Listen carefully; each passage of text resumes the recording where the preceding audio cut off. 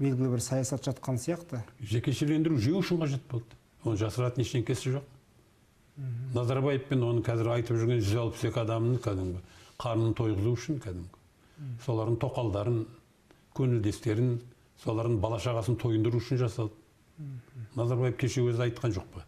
Біздің халық бұдан 20 жыл бұрын біз енді жер асты байлығын, жер үсті байлығын есептейтін болсақ, ертең біз 20 жылдан кейін Дубайдан артық өмір сүретін боламыз деді. Сөйтсе ол өзі үшін айтқан екен ғой, өзі Дубайда тұрып жатыр ғой. Бір ауыл шаруашылығына барған кезде айтқаны ғой енді жаңағы не керек мал ұстап, ертең барлығын шетелден сатып алатын боламыз дегендей бір сөзі бар дейді. Шын мәнінде өзінің ұрлығын заңдастыру деп айтқыңыз келіп тұр ғой енді. Айтқым келіп тұрған жоқ, оны айтып отырмын.